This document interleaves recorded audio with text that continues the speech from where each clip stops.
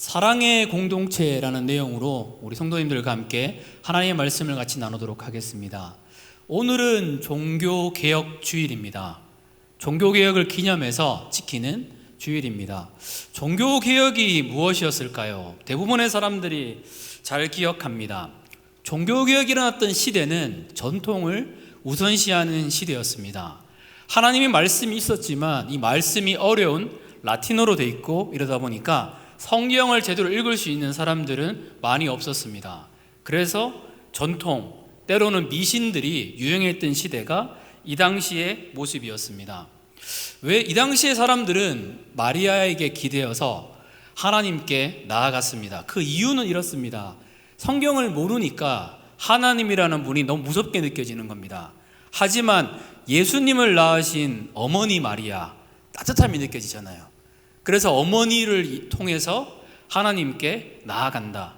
이러한 전통들이 이 시대 때 있었습니다. 지금도 어쩌면 좀 아쉬운 부분이기도 하고 그렇지만 천주교에 나오는 교리 중에서 이런 교리가 있습니다. 전구.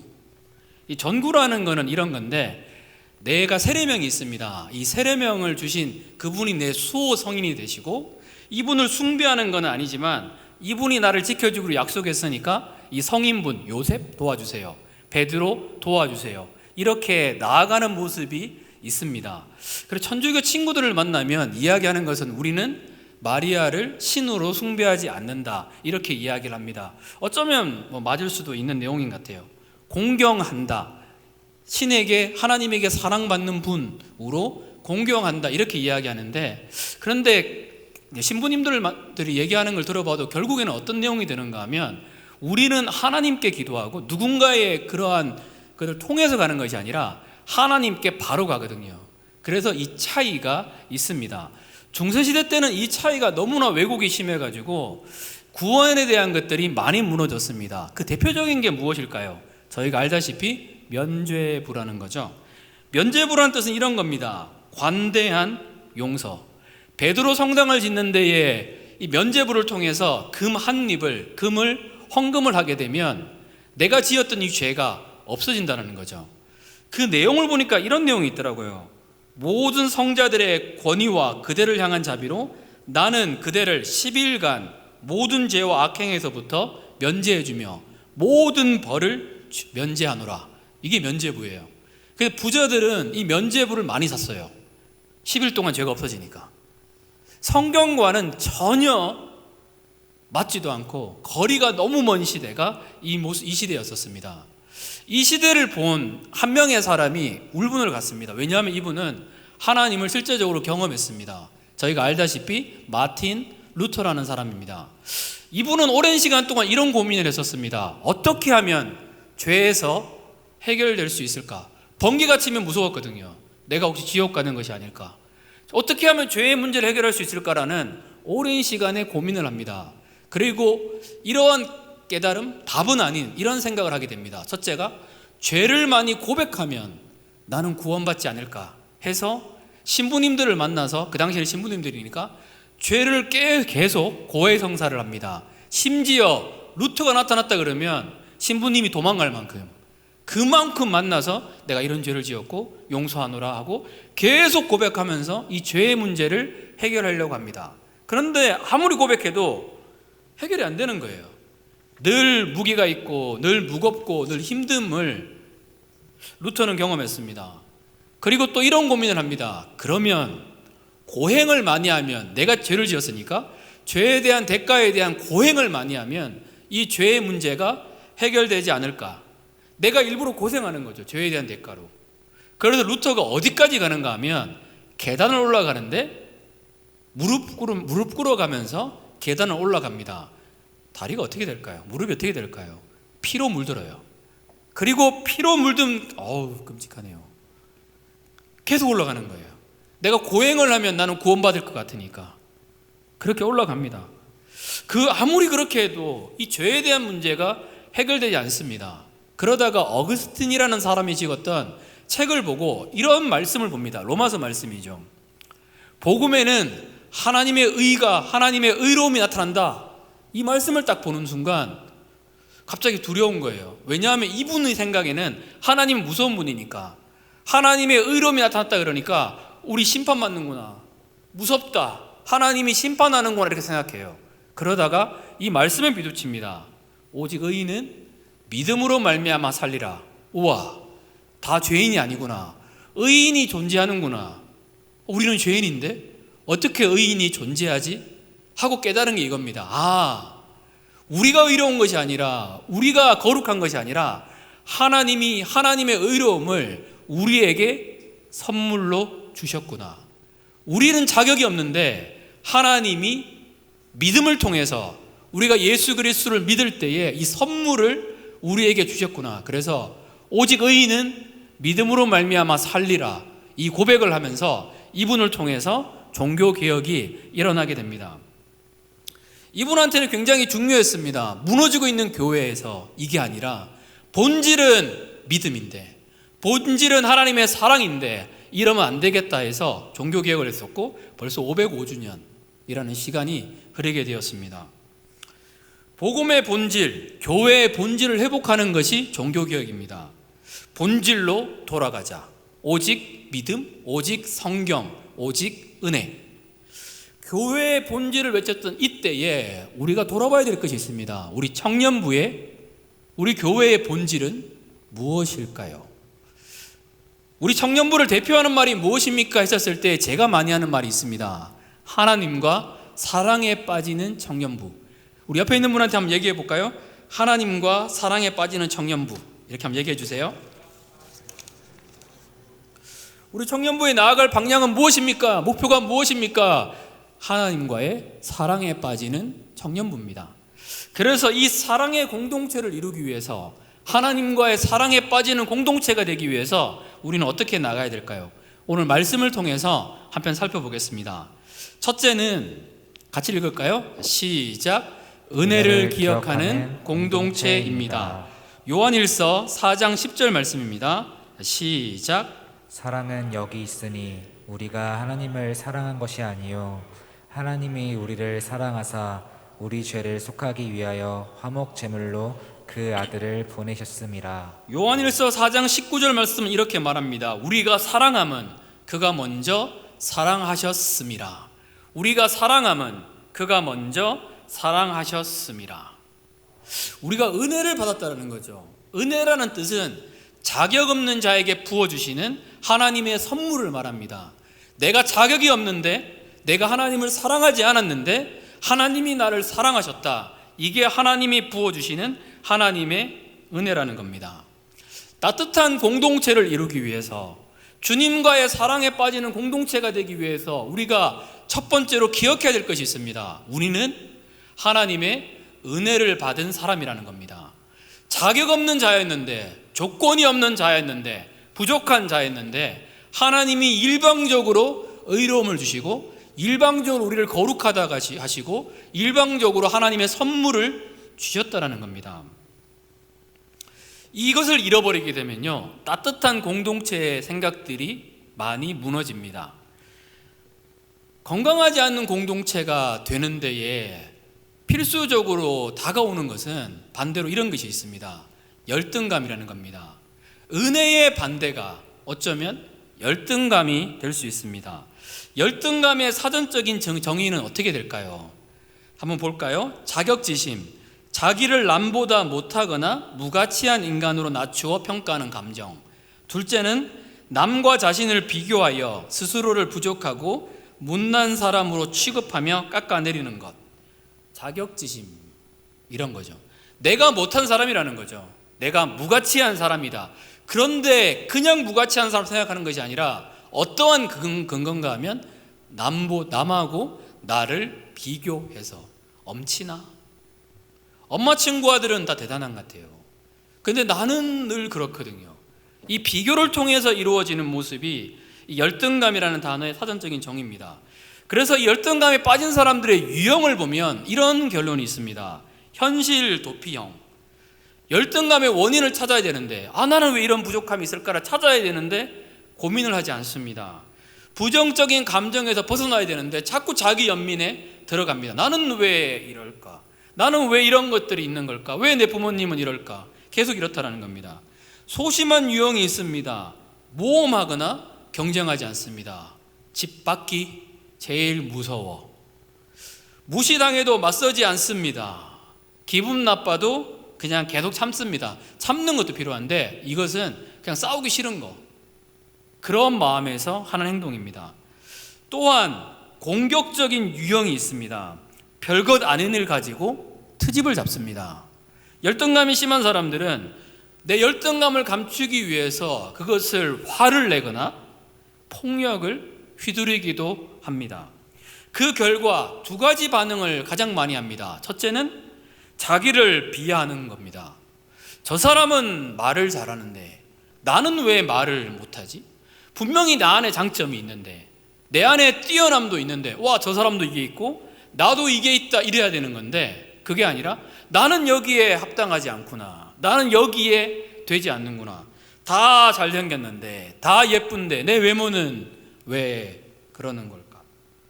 자꾸 자기의 평가에, 자기 자신과의 평가, 다른 사람과 나와의 평가에 집중하게 됩니다. 이렇게 되면 잘못하면 완벽주의로 가게 됩니다. 다른 사람을 바라볼 때도 똑같이 바라보거든요. 이 정도면 괜찮은 사람인데, 그게 아닌 거예요. 더 높은 수준의 사람을 찾습니다. 그 사람 없습니다. 아무리 찾아도 완벽하고 계속 괜찮고 이런 사람이 없거든요. 그래서 농담 삼아서 이런 말을 합니다. 부부간의 허물이 가장 먼저 끊어지는 단계는, 죄송한데, 방구를 트고 난다 합니다. 이런 말을 합니다. 연약함이 있는데, 부족함이 있는데, 그게 더 사람과의 관계를 가까이 만들 수 있다는 겁니다. 둘째는 열등감이 생기면 남을 이상하게 비하하게 됩니다. 쟤는 뭔데 뭘 잘해, 쟤는 뭔데 인기가 많아. 그래서 이상하게 그 사람에게 공격적으로 다가가거나, 그리고 그 사람을 심지어 왕따시키기도 하고, 참 안타까운 모습들을 많이 하게 됩니다. 타인을 깎아내림으로 말미암아 나와 동일한 선상에 만들고 싶어서 어떻게든 그 사람을 깎아내리려고 합니다. 내 자신의 우월감을 채워주기 위해서 내 주변에 있는 사람들은 다 잘 못하거나 그런 사람들을 많이 만듭니다. 이거 참 나쁜 거거든요. 공동체가 굉장히 아픕니다. 내가 뛰어나, 내가 나, 내가 피해자야, 난 잘못한 게 없어. 계속 이 태도로 나아가면 공동체가 단단해지기는 쉽지가 않습니다. 책도 보고 인터넷을 찾아봤는데 열등감을 극복하는 방법은 무엇인가 찾아보니까 이런 내용들이 있더라고요. 한번 들어보세요. 전면적이고 비판적인 태도로 자신에 대한 타인의 평가를 받아들인다. 심리 분석을 통해 도움을 받는다. 자신의 약점, 결점에 대해서만 생각하지 말고 주의력을 다른 곳에 돌린다. 자신감을 높인다. 약간의 도움은 될 수 있겠지만 궁극적인 해결은 되지 않습니다. 이러한 내용은 해결될 것 같으면 우리가 열등감에 시달릴 필요가 없거든요. 열등감을 해결할 수 있는 그 길들은 하나님이 주셨던 그 은혜, 나의 있는 모습 그대로 받아주시는 그분의 사랑을 경험하는 겁니다. 나의 이러한 모습조차도 하나님이 받아주셨구나. 내가 이렇게 무너졌는데 오늘 예배에 왜 하나님은 은혜를 베풀어 주시는 거지? 왜 갑자기 내 눈에는 눈물이 나는 거지? 그러한 조건 없는 사랑을 점점 경험하다 보면 우리의 삶은 새로운 길 가운데 나가게 됩니다. 이런 나를 사랑하셨구나. 하나님, 내 있는 모습 그대로 사랑받는다는 것을 어떤 건지 깨닫게 해주십시오. 기도하면서 하나님이 나를 사랑하시는구나. 그러면 뭐가 생길까요? 당당함이 생기게 됩니다. 더 이상 주변 사람과 나를 비교하지 않습니다. 목사님들 얘기라서 여러분이 얼마나 공감이 될지는 모르겠습니다. 아시는 목사님이신데 이 목사님이 어느 집회에서 처음으로 말씀을 전하게 되었습니다. 그런데 그 목사님 바로 앞에 말씀을 전하시는 분이 우리나라의 정말로 유명한 목사님, 예를 들어 이런 거죠. 첫 시간 이찬수 목사님, 두 번째 시간 유기성 목사님, 세 번째 시간 어떨 것 같아요? 힘들지 않을 것 같으세요? 목사님 너무 힘드신 거예요. 왜 순서를 하필이면 차라리 내가 1번 하고 뒤에 이렇게 하면 좋은데 순서를 왜 이렇게 해? 이 마음이 막 너무 힘든 거예요. 그런 분들은 진짜 하나님께 오랫동안 씨름했잖아요. 이게 힘든 거거든요. 그래서 하나님께 나가서 이런 기도를 계속 했었습니다. 하나님, 부스러기 같은 은혜라도 부어주십시오.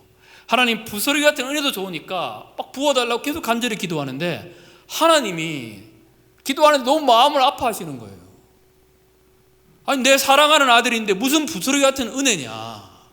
나는 너에게 모든 걸 부었는데 내 사랑이면 충분하지 않겠냐고. 사람들이 은혜 받는 것이 중요한 것이 아니라 내 사랑이면 내가 너에게 모든 걸 부었는데 이 사랑이면 충분하지 않겠냐고 이렇게 말씀하시는 거예요.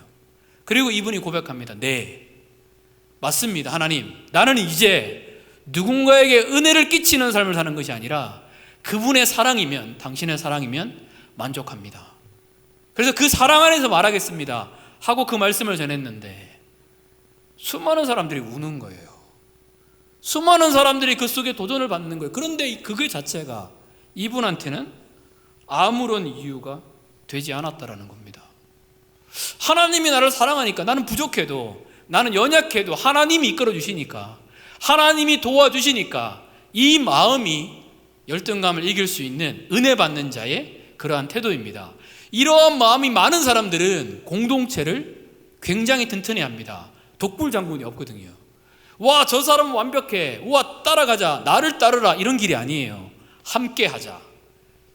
못하니까, 잘 모르니까 잘 듣거든요. 협업하자. 우리 다 부족하잖아. 그런데 함께 나가면 되니까, 주님이 붙잡아 주시니까 함께 예수 그리스도의 사랑 안에서 나아가게 된다라는 겁니다. 이 은혜를 기억하는 우리 청년들이 되시기를, 또 우리 성도님 되시기를 축복합니다. 둘째는 무엇일까요? 따뜻한 공동체, 사랑의 공동체가 되는 것은 둘째, 같이 한번 읽어보겠습니다. 자, 시작. 예수님만이 주인, 구주로 고백하는 공동체입니다. 요한일서 4장 14절부터 16절 말씀, 같이 읽겠습니다. 자, 시작. 아버지가 아들을 세상의 구주로 보내신 것을 우리가 보았고 또 증언하노니 누구든지 예수를 하나님의 아들이라 시인하면 하나님이 그의 안에 거하시고 그도 하나님 안에 거하느니라. 하나님이 우리를 사랑하시는 사랑을 우리가 알고 믿었노니 하나님은 사랑이시라. 사랑 안에 거하는 자는 하나님 안에 거하고 하나님도 그의 안에 거하시느니라. 아멘. 여기서 나오는 세상의 구주라는 표현은 요한 문헌, 요한이 쓴 문헌 안에서만 등장합니다. 왜냐하면 이 시대는 저희가 말씀을 통해서 많이 들었던 것처럼 로마의 황제가 그 주인처럼, 왕처럼 다스리는 시대였기 때문입니다. 이 공포를 말할 수 없습니다. 로마의 황제가 그렇거든요. 그 당시에 역사를 지배했었던, 사람들이 신이라고 생각했었던 로마 황제가 나를 하나님으로 부르지 않으면, 나를 섬기지 않으면 죽이겠다, 재산을 뺏겠다, 이렇게 이야기하는 시대였었습니다. 그런데 이 시대 가운데 요한은 견고하게 말합니다. 온 세상의 구주는 우리 주 예수 그리스도다. 이거를 좀 더 깊게 느낄 수 있는 길이 뭐가 있을까요? 고민해 보다가 2년 전에 서울경제신문에 나왔던 내용을 가지고 여러분과 함께 이야기 한번 해보도록 하겠습니다. 저는 중국에서 한 2년 정도 살았습니다. 제가 있을 때는 그렇게까지 핍박이 심하지 않은데 점점 중국에 있는 그리스도인들이 많은 핍박 가운데 있다는 그런 소식들을 듣습니다. 이 뉴스는 이렇게 얘기합니다. 중국 당군의 대대적인 단속을 통해서 많은 교회가 문을 닫고 있습니다. 일부 도시에서는 성탄절 양말을 팔지 않게 하거나 산타클로스 인형도 못 팔게 하고 크리스마스 트리를 만드는 것도 금지하고 있습니다. 여러분, 근데 신기한 게 뭔지 알까요? 신기한 게 뭔가 하면요, 크리스마스 트리 만드는, 세계에서 크리스마스 트리 만드는 60%, 70%가 중국산이거든요. 근데 본인들이 이거 만들지 말라라고 이야기하고 있습니다. 그리고 지금도 마찬가지인데 그 당시에 2년 전에 이슈가 됐던 게 이겁니다. 기도새도 모르게 실종되는 사람들. 인권 변호사인 왕취한장의 아내 리원주라는 사람이 이렇게 얘기합니다. 2015년 7월 인권운동가 300명이 무더기로 연행되어서 실종되었습니다. 3년이 지났는데도 아직 가족에게도 연락이 되지 않고 있습니다. 처음에는 인권운동가나 반운동 체제를 하는 사람이었는데 이게 확장되어서 여러분 뉴스에서 봤던 것처럼 연예인도 판빙빙이라는 사람도 갑자기 방송에서 사라지고 지금 뭐 나오고 있지만요. 또한 재벌들의 실종도 잇따랐습니다. 중국 재계의 거물인 링텐그룹의 샤오제나라는 회장이 호텔에서 휠체어를 타고 머리가 가려진 채 정체불명의 남자들에게 끌려갔고, 그리고 중국 출신의 멍홍웨이 인터폴 총재인데 모국으로 출장 갔다가 갑자기 일주일 넘게 실종되는 상황도 일어났었습니다. 제 친한 친구가 룸메이트가 중국 사람이었었거든요. 이 친구가 그때 통화하면서 그 얘기를 하더라고요. 본인의 그 교회에서 CCTV를 달고 그 다음에 여러 가지 이야기를 합니다. 지방에서는 성경책을 불태우고 신앙 포기 각서를 쓰라고 얘기합니다. 실제로 실종이 돼요. 실제로 그 위협함이 있거든요. 근데 신앙 포기 각서를 써라고 할 때에 여러분 같으면 어떻게 할까요? 여러분 이 공포가 느껴지시나요? 내가 언제 실종될지 모릅니다. 언제 풀려날지도 모르죠. 그 상황에서 아닙니다. 예수 그리스도만이 나의 구주입니다. 이 고백하는 것이 쉽지 않다라는 겁니다. 그런데 진정한 본질의 공동체는, 하나님의 사랑을 받은 공동체는 이 고백을 결코 포기하지 않는 공동체라는 겁니다. 인터넷 댓글에 보니까 누가 이런 얘기를 했더라고요. 저는 4대 기독교 집안이고 교사도 했었고 봉사도 많이 했던 사람입니다. 내가 그렇게 해보니까 알게 되는 거, 내가 그렇게 해보니까 말하고 싶은 것은 종교는 똑같습니다. 이렇게 얘기를 하는 거예요. 그러니까 참 그런 거죠. 신앙을 시작도 안 하셨구나. 내가 4대 기독교가 중요한 게 아니라, 내가 매일 교회를 가는 것이 아니라 하나님의 아들이 정말로 내 인생의 주인이 되지 않으면 우리의 구원은 당연히 없거나 멀어질 수밖에 없습니다. 성경의 전체가 우리에게 말합니다. 하나님만이 우리의 창조주다. 아예 종교는 다 똑같아. 아직 신앙을 시작 안 하는 거죠. 예수 그리스도만이, 우리를 위해 십자가에 죽으신 예수 그리스도, 온 우주를 창조하신 분이 우리 하나님이라는 고백은 결코 우리의 삶 가운데 양보할 수 없는 그러한 고백입니다. 우리 청년부의 본질도 마찬가지고요. 교회도 마찬가지입니다. 예수님이 주인이신 거예요. 예수님이 높아지는 곳이 청년부입니다. 그런데 예수님의 자리에 다른 사람이나 다른 것이 들어가 있다면 이거 빨리 회개하고 돌이켜야 될 내용이 됩니다. 베드로전서 5장 5절 말씀은 우리에게 이렇게 말합니다.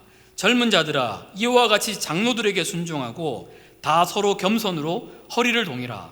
하나님은 교만한 자를 대적하시되 겸손한 자들에게는 은혜를 주시느니라. 하나님은 누구에게 은혜를 주시는가 하면 겸손한 자들에게 하나님의 은혜를 부어주십니다. 그런데 베드로전서는 이렇게 시작합니다. 양을 맡은 무리들에게, 교회의 리더들에게, 교회를 이끄는 사람들에게, 신앙을 지도하는 사람들에게 정말로 하나님의 사랑으로 이들을 양육하라라고 말하고 난 다음에 5절에서 젊은 자들아, 이와 같이 장로들에게 순종하라라고 말하고 있습니다. 어느덧 이 말이 권위주의 시대를 살았던 사람들한테는 아픔이 됩니다. 그런데 정말로 사랑 많은 부모님, 나를 올바로 이끄는 부모님에게 살았던 사람들한테는 이 말이 너무 은혜가 됩니다. 왜냐하면 나를 살린다라는 것을 알거든요. 성경에서는 분명히 말합니다. 젊은 자들, 이와 같이 장로들에게 순종하고, 여기서 장로들은 교회 리더들을 말해주는 거죠. 순종에 대한 이야기들을 이 가운데 합니다. 혹시 달린 책이라는 사람을 들어보셨나요? 저도 많이 듣는데 힐송이라는 찬양을, 힐송 거기를 이렇게 활강시켰던 분이 달린 책이었었죠. 달린 책은 어떻게 찬양을 인도했던 걸까요? 하나님이 번개 같은 소리로 달린 책아 달리나 찬양을 인도해라, 이런 마음을 주셨던 걸까요? 40일 금식 기도하다가 확신을 받고 이 힐송을 인도했던 걸까요? 아니에요. 어떻게 인도했던 걸까요? 담임 목사님이 딱 부르시고 얘기하시는 거예요. 달린 찬양 인도 한번 해보시겠어요? 그때 달린이 뭐라고 얘기했던 걸까요? 저 찬양 해본 적이 없는데요? 안 했거든요. 근데 한번 해보겠습니다. 그게 달린 책의 시작이었었습니다. 어느덧 교회에서 나도 모르게 이 순종이라는 이름이 굉장히 많이 사라져 있습니다. 내 마음이 전혀 안 가는데 순종한 이런 걸 이야기하기보다 교회라는 곳은, 따뜻한 공동체라는 것은 서로 믿어주는 거거든요. 아, 이게 나를 위하는 거구나. 이 순종이 흐르는 그곳 가운데 겸손함이 임합니다. 아니, 사람의 말도 잘 안 듣는데 하나님 말씀은 들을까요? 오늘 성경에 나오는 것처럼 하나님을 사랑한다 그러는데 눈에 보이지 않는 형제도 사랑하지 않는데 어떻게 하나님을 사랑한다고 말할 수 있을까요? 그렇지 않다라는 거죠. 분명하게 말씀은 말합니다. 겸손함의 길은 순종함의 길이라고. 그리고 이 순종함의 길을 가는 사람들에게는 하나님이 은혜를 부어주신다라고 말하고 있습니다. 저는 개인적으로 저도 노력하고 있는데 정말로 삶 속에서 신앙에서 중요한 것은 겸손함이라는 생각이 정말로 많이 듭니다. 어떤 분은 이렇게 오셔서 그럴 때가 있어요. 내가 이걸 했고 내가 저걸 했고 막 간증을 많이 하는데 듣다 보면 자기 자랑이 많으신 분들이 있습니다. 그런데 반대로 간증을 많이 하는데 들어보면 하나님을 높이는 간증이 있습니다. 이건 마음의 태도거든요. 그 겸손함이 있으면 하나님이 어떻게 높이시고 어떻게 일하시는지를 경험할 수 있습니다. 마지막 셋째는 이겁니다. 서로 사랑하는 공동체입니다. 같이 읽겠습니다. 자, 시작. 서로 사랑하는 공동체입니다. 요한일서 4장 20절부터 21절 말씀입니다. 같이 읽겠습니다. 자, 시작. 누구든지 하나님을 사랑하노라 하고 그 형제를 미워하면 이는 거짓말하는 자니 보는 바 그 형제를 사랑하지 아니하는 자는 보지 못하는 바 하나님을 사랑할 수 없느니라. 우리가 이 계명을 주께 받았나니 하나님을 사랑하는 자는 또한 그 형제를 사랑할지니라. 아멘. 하나님의 사랑과 형제, 자매 사랑은 한 계명입니다. 당연히 그렇게 되거든요. 왜 그런가 하면 하나님의 아들이 핏값으로 나를 구원하셨습니다. 근데 옆에 있는 사람도 하나님의 아들이 그렇게 귀하게 생각하셔서 핏값으로 구원했거든요. 그러면 내가 하나님을 사랑한다면, 하나님을 경외한다면 싸울 때도 있고 갈등은 있지만 기본적으로 누군가를 대하는 태도는 무엇일까요? 사랑이라는 거예요. 이 사람이 잘 되면 기쁜 거죠. 이 사람의 약점을 들었는데, 이 사람의 안 좋은 점을 들었는데 듣다 보니까 그게 아니에요. 그러면 더 기쁘죠. 근데 내가 맞다는 것을 증명하기 위해서 이 사람 저 사람한테 이 얘기하고 저 얘기하고 나쁜 이야기하면서 내 힘을 키우려고, 내가 옳다는 걸 증명하기 위해서 그러한 삶으로 나가지가 않습니다. 사람의 약함이라서 참 쉽지 않습니다. 그러니까 하나님께서 분명하게 말씀을 통해서 우리에게 강조합니다. 눈에 보이는 형제를 사랑하지 않으면서 눈에 보이지 않는 하나님을 사랑할 수 없다라고 우리에게 권면하고 말씀해주고 있습니다. 일본의 철학가이자 에세이 작가인 나카지마 요시미치라는 사람이 이런 책을 적었습니다. 미움의 원인. 우리는 왜 상대방을 미워하게 될까? 이게 참 쉽지 않아요. 상대가 나의 기대에 부응시켜주지 않는다. 이거를 얘기했는데 그대로 해주지 않아요. 상대가 나에게 위해를 가할 우려가 있다. 화가 나죠. 밉죠. 왜 나한테 함부로 대? 상대에 대한 질투, 경멸. 상대가 나를 미워한다고 느끼면 또 미워하게 돼요. 또한 상대가 나에 대해서 무관심한 것 같아요. 그런 미운 마음이 드는 거죠. 근데 이 작가는 이런 얘기를 합니다. 미움이라는 감정은 자연스러운 것이다. 무섭게도 불합리하다. 그것을 속여서는 안 된다. 나는 미워할 수 있는 사람이라는 것을 인정하는 순간 마음이 편안해졌다. 조금 편안해졌다라는 내용이죠. 우리 자체가 사람을 볼 때에 장점보다 단점이 보여요. 저도 안 그럴까요? 미운 부분들, 진짜 미워. 왜 나한테 이렇게 말하지? 왜 이렇게 행동하는 거지? 이게 사람의 그러한 모습입니다. 그러니까 하나님이 처음부터 강조하는 게 이거예요. 사랑은 여기 있으니. 우리가 그런 사람이라는 거예요. 나도 누군가를 미워할 수 있고요, 누군가도 나를 미워할 수 있는 게 우리의 모습이라는 거예요. 그러면 어떻게 해야 되는 걸까요? 하나님께 나가는 것밖에 없어요. 우리에게 없잖아요. 우리가 사랑이 없으니까 하나님께 나가서 사랑을 받는 거니까. 요한일서 그 뒷부분에 강조하는 것은 이겁니다. 그것을 원하는 사람은 형제를 위하여 기도하는 사람이다. 저는 이렇게 생각해요. 우리 있다 보면 우리 청년들이 좋잖아요. 목사님 사랑해요 이렇게 얘기하는데, 그거보다 진짜로 더 중요한 게 이겁니다. 목사님을 사랑하는 사람이라면 저를 위해 기도하겠죠. 아니, 기도하지 않는데 누군가를 사랑한다고 말하는 것 자체가 이상한 거잖아요. 참 신기한 것은 기도하는 성도님들이 많은 곳, 기도하는 청년들이 많은 곳에 교육자들, 전도사, 목사들은요 결코 무너지는 삶으로 나가지 않습니다. 그 기도가 그 사람들을 일으키거든요. 아니, 계속 하나님이 떠오르게 하시니까 누군가를 위하여 기도하게끔 하나님이 이끌어 주십니다. 그렇게 누군가를 위해 기도하러 나갔는데 내가 더 은혜를 받아요. 내가 누군가를 사랑하는 마음을 얻게 됩니다. 그래서 하나님이 우리에게 부탁하십니다. 기도하자. 내 안에 미움이 있다는 거 인정하고 괜찮으니까 하나님께 나가서 기도하자. 그 기도가 미움을 사랑으로 바꿉니다. 이 얘기를 하고 말씀을 정리하겠습니다. 저는 필리핀에서 전도여행을 했고요, 필리핀에서 선교훈련을 받았습니다. 진짜 힘들었던 게 있어요. 필리핀 친구들이랑 아울리치 전도여행을 갔는데 한국 사람이 2명이 있었거든요. 그런데 이 친구들이 모이면 뭘 하는가 하면 모임 자리에 나도 함께하고 싶은데 따갈로그를 해요. 근데 따갈로그를 내가 제가 못하거든요. 영어로 얘기했으면 좋겠는데 하도 열받아서 따갈로그를 외웠어요. 아직도 기억나는 따갈로그가 나카테라 아코사 필리피나 사파 나반. 외웠어요. 얘기하고 싶어서. 마간당 우마가 얘기하고 싶어서. 근데 너무 그게 어떤 느낌인가 하면요, 자꾸 왕따 되는 느낌이에요. 내가 따갈로그를 할 줄 아나? 영어를 좀 하지?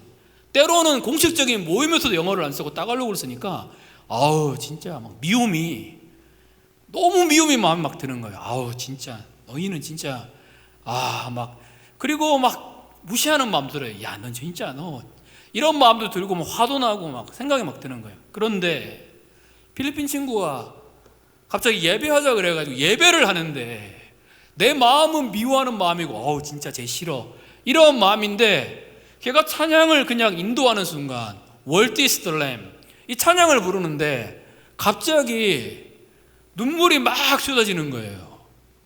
아니, 이걸 뭐라고 말할 수가 없어요. 그냥 막 우는 거예요. 그러니까 친구들은 쟤가 왜 울지? 쟤 왜 우는 걸? 근데 막 그 은혜가 임하니까 눈물이 막 쏟아지는 거예요.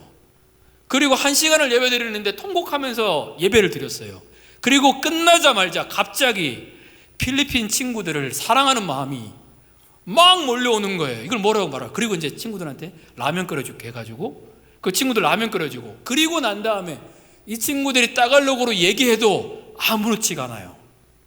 그냥 그 사람이 좋아지는 거, 나와 같이 전도여행 와줘서 고마워. 그리고 이제 전도여행하고 떠나잖아요. 너무 많이 울어요. 필리핀 사람들이 정이 많기 때문이기도 하지만 너무 많이 울어요. 보고 싶은 마음이 아직도 많아요. 나는 필리핀 한번 다시 한번 가고 싶은데 그 마음이 든다라는 겁니다. 우리에게 무슨 사랑이 있을까요? 하나님께 나가지 않으면 이 사랑을 전할 수도 없고 누릴 수도 없는 것이 우리의 모습입니다. 주님은 지금도 우리를 부릅니다. 나에게 오라고. 그러면 따뜻한 공동체가 됩니다. 우리 가족장들이 얼마나 대단한 줄 아세요? 여러분 위해서 계속 기도하는 가족장들이에요. 저희 모이면 여러분 위해서 기도하거든요. 여러분들도 같이 기도했으면 좋을 것 같아요. 딱 보세요. 저한테 뭘 기대할까요? 없잖아요. 근데 여러분이 계속 기도해주면 저 같은 사람도 하나님이 사용하실 수 있거든요. 저는 사실 무대 공포증이 있어요. 신기하지 않으세요? 아니, 무대 공포증이 있는 사람이 여기서 말씀을 전하고 있다는 게 저도 기적이에요. 어떻게든 목회자가 안 되려고 했는데. 아니, 무대 공포증이 있는 사람을 하나님이 세우셔서 말을 하게 하세요. 여러분, 이거 보면 은혜되지 않으세요? 이렇게 부족한 사람도 하나님이 사용하시는데 여러분 사용하지 않을까요? 약점을 보기보다 우리 기도하면서 정말로 예수님이 주인 되시고 하나님과의 사랑에 빠지는 아름다운 공동체를 만들어 가시는 우리가 되었으면 좋겠습니다. 우리 같이 한번 하나님께 기도하겠습니다.